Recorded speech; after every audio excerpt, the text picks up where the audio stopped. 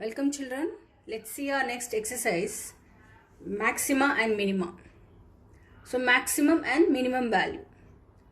How to find the maximum value in a function y is equal to f of x. Let f be a function defined in an interval, that is open interval a and b, and a function y is equal to f of x. From the graph we can see that it attains a maximum value at this point. So this point y is equal to f of x is said to be a maximum value.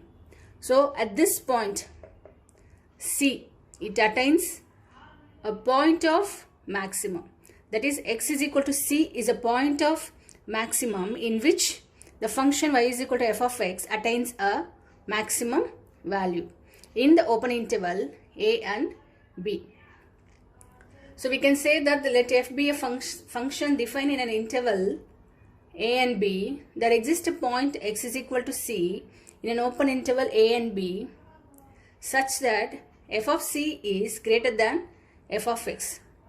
This point, it attains its maximum value. If we take any point in between a and b, so f of c would be greater than f of x for x belongs to the open interval a and b. Then we can say that f of c is a maximum value in which c is a point of maximum. Similarly, take a function y is equal to f of x in which it attains the minimum value here. Y is equal to f of x at a point c. So there exists a point x is equal to c in the interval a and b such that f of c is less than f of x for every x belongs to a and b. So we can say that c is a point of minimum and y is equal to f of x is a maximum value.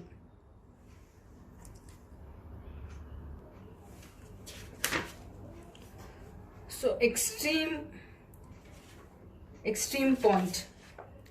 F is said to have an extreme value in the interval a and b, in an open interval a and b, if there exists a point c in interval a and b such that f of c is either a maximum value or a minimum value of f in the interval a and b. The number f of c is called an extreme value of f in the interval a and b, and the point c is called an extreme point.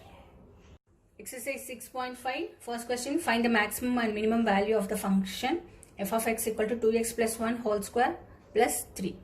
So 2x plus 1 whole square is greater than or equal to 0 because the square of any number, if you take any value of x, the square of that number will be positive, so it is greater than or equal to 0 for every x belongs to real numbers.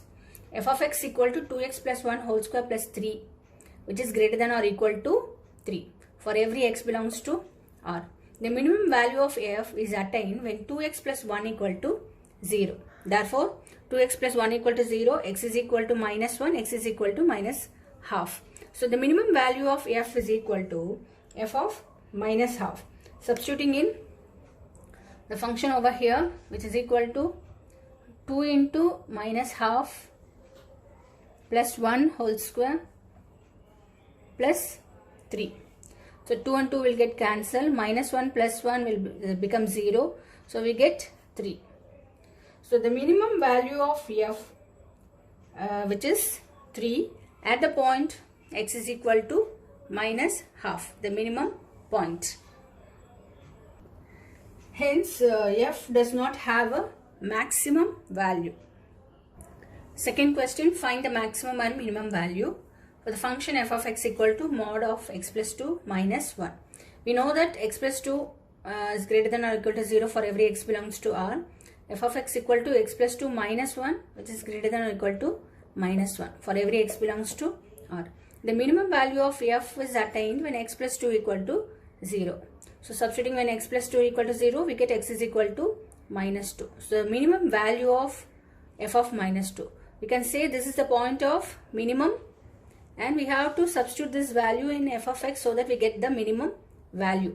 So x is equal to minus 2 is a point of minimum and have to find the minimum value with substituting in f of x. So f of x is equal to f of minus 2 equal to, substituting this value we get 0 minus 1, which is equal to minus 1.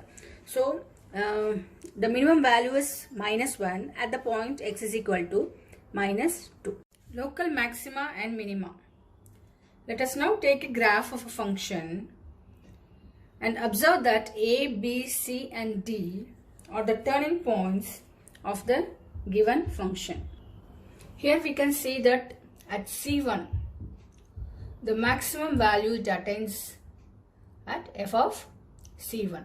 So the maximum value is f of c1 and the point of maxima is c1. Here we can say the minimum value. The minimum value is f of c2 at the point of minima is c2. Again we can see its a maximum value at f of c3 at a point of maximum value c3 and so on. Let's take some positive quantity h which is greater than 0. So this point will be c1 minus h and this point will be c1 plus h. Let's take the neighborhood points of c1, that is c1 minus h and c1 plus. The point c1 is called a point of local maxima if there is an h greater than 0 such that f of c is greater than f of x. When compare these 2 points, c1 will be the maximum point. So f of c is greater than f of x for every x belongs to c1 minus h to c1 plus h. At this interval, this point c1 is only the point of local maxima. Similarly, when we take this turning point b, here we can say it's a minimum value. The c2 is a point of minima. So the c2 is called the local minima in which f of c is less than f of x in between these two intervals. That is, for every x belongs to c2 minus h, c2 plus h. In this we have c1 is a point of local maxima and c3 is a point of local maxima and goes on. Similarly, c2 is a point of local minima, c4 is a point of local minima and it goes on. Absolute maxima and minima. Let f be a continuous function on the interval closed interval a comma b. Then f has the absolute maximum value and f attains it at least once in that interval. Similarly, f has the absolute minimum value and attains at least once in the interval. Here we can say the greatest local maximum value. We can say that the greatest local maximum value is at a. So at x is equal to c1, f of c1 is the greatest value or absolute maximum value. Similarly, at x is equal to c2, f of c2 is the least value or the absolute minimum value. First derivative test. Let f be a function defined in an open interval I. Let f be continuous at critical point c in I. First step, then f dash of x changes sign from positive to negative. That is, f dash of x is greater than 0 to the left of c, that is in between the interval c minus h comma c, and f dash of x is less than 0 to the right of c, that is in the interval c comma c plus h, where h is sufficiently small. Then c is a point of local maxima. In the second step, f dash of x changes from sign negative to positive. That is, f dash of x is less than 0 to the left of c in between the interval c minus h comma c, and f dash of x is greater than 0 in the interval c comma c plus h, that is to the right of c. Then c is a point of local minima. And the third one is, if the f dash of x does not changes its sign, it is neither a point of local maxima nor local minima, then c is called a point of inflection. Third question, find the local maxima or local minima if any of the following functions. Find also the local maximum and local minimum values. Third subdivision, let g of x equal to x cube minus 3x. So using the first derivative test. So the first step, have to differentiate it, then putting f dash of x equal to 0. The second step, have to find the critical point. Third one, we can draw that critical points in a number line. And the fourth step, we can find the sign of f dash of x to find whether it is local maxima or minima. So let the function g of x equal to x cube minus 3x. Differentiating this, we get 3x square minus 3. For maxima and minima, g dash of x is equal to 0. Then 3x square minus 3 equal to 0, which is equal to 3 into x minus 1 into x plus 1, which is equal to 0. So the critical points are x equal to 1 and minus 1. So drawing the number line, the critical points minus 1 and 1. The neighborhood of 1, we can take any values 0 and 2. And the neighborhood of minus 1 is minus 2 and 0. So at x is equal to 1, that is less than 0. When x is less than 0, so in between g dash of x is equal to, so the first one, x minus 1, so it would be negative. So substituting here, we get some positive value. So minus into plus, we get negative. Again, when x is greater than 1, when x is greater than 1, substituting over here, suppose we are taking 1.5 or something, so we get positive, and this is also positive. So it is equal to plus into plus, plus. So g dash of x here at x is equal to 1, sign changes from negative to positive. So g dash of x changes sign from negative to positive as it increases through 1, and hence x equal to 1 is a point of local minima. At x equal to minus 1, suppose we take x is less than minus 1 and greater than minus 1. So if x is less than minus 1, then g dash of x, suppose in between these two, we are taking minus 1.5. Substituting over here, so minus 1.5 minus, so it will be negative, then minus 1.5 plus 1, so it will also negative. So minus into minus, plus. Again, x is greater than minus 1 in between these two intervals. So we are taking some point in between these two intervals. So minus into plus, it is equal to minus. Dash of x changes sign from positive to negative. So x equal to minus 1 is a point of local minima. So have to find local minimum value and local maximum value. So x is equal to 1 and x equal to minus 1. Substituting in g of x. So at x equal to 1, g of 1 equal to 1 minus 3, which is equal to minus 2. So the local minimum value is minus 2. Now we have to find the local maximum value, x equal to minus 1. Substituting in g of x, so minus 1 whole power 3 minus 3 into minus 1. So minus 1 and plus 3, which is equal to 2. So the local maximum value is 2. Fifth question, find the absolute maximum and minimum value in the given intervals. So to find absolute maximum and absolute minimum values, first we have to find the critical point by putting f dash of x is equal to 0 or f is not differentiable. The second step is have to consider the endpoints 0 and pi, and have to calculate the value of the function in substituting these points, these endpoints and the critical point. And the fourth step, we have to identify whether it is maximum or minimum. The maximum value is said to be the absolute maximum and the minimum value is said to be the absolute minimum value. Let's move on to the question number 5. The function given as f of x equal to sin x plus cos x. X belongs to 0, pi in the closed interval. So first we have to differentiate this. F dash of x is equal to d by dx of sin x is cos x and d by dx of cos x is minus sin x. So f dash of x equal to cos x minus sin x. For maxima or minima, we have to put f dash of x equal to 0. Then cos x minus sin x equal to 0. The whole divided by cos x. Then we get 1 minus tan x equal to 0. So tan x equal to 1. So x is equal to pi by 4. Tan x equal to 1 is tan pi by 4. So x is equal to pi by 4.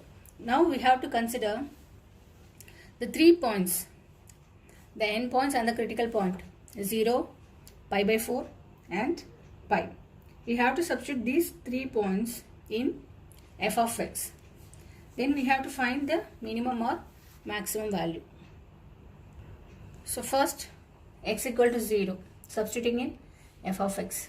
So sin 0 plus cos 0, which is equal to 0 plus 1 equal to 1. Then f of pi by 4. Substituting this in f of x. Sin pi by 4 plus cos pi by 4. That is 1 by root 2 plus 1 by root 2, which is 2 by root 2. Rationalizing this, we get root 2 root 2 by 2. Cancelling these two, we get f of pi by 4 equal to root 2. Then f of pi. Sin pi plus cos pi, which is equal to 0 minus 1, which is equal to minus 1. So the absolute maximum value is root 2 at x equal to pi by 4. And the absolute minimum value is minus 1 at x equal to pi.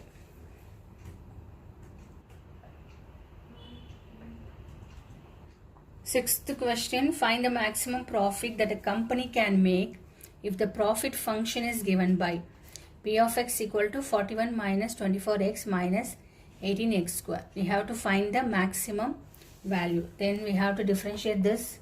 P dash of x equal to minus 24 minus 36x. So taking 12 common, 2 times plus 3x. So for maxima or minima, p dash of x equal to 0. That is minus 12 of 2 plus 3x equal to 0. 2 plus 3x equal to 0. Then we get x is equal to minus 2 by 3. We have to find the maximum value at x equal to minus 2 by 3. So drawing a number line, we have to find whether it is x less than 0 or greater than 0. X is equal to minus 2 by 3. Suppose we take it, x is equal to minus some 0.7. So the neighborhood limits, neighborhood intervals. Suppose this is minus 0.8 and this is minus 0.5. Substituting here, from when x is less than minus 2 by 3. When x is less than minus 2 by 3, we get f dash of x is positive. When x is greater than minus 2 by 3, then f dash of x is negative. Then p dash of x changes sign from positive to negative. Then it is a point of maxima. Neither a point of local maxima nor local minima. Let's take a function y is equal to x cube. So using the first derivative test, we have to differentiate this. F dash of x is equal to 3x square. So for maxima and minima, put f dash of x is equal to 0. So 3x square equal to 0. X is equal to 0. The neighborhood points of 0 are minus 1 and 1. So from minus 1 to 0 and 0 to 1, we have to find the sign in f dash of x. So in the first interval, minus 1 to 0, f dash of x, putting some value in f dash of x, we get the square of any number is positive. So minus 1 to 0, the sign would be positive. Again from 0 to 1 interval, again from 0 to 1, the sign will be positive. If f dash of x does not change sign as x increases through c, then c is neither a point of local maxima nor a point of local minima. In fact, such a point is called a point of inflection. Here we can say 0 is a point which is neither a local maxima or local minima. We can say that point x is equal to 0 is called the point of inflection.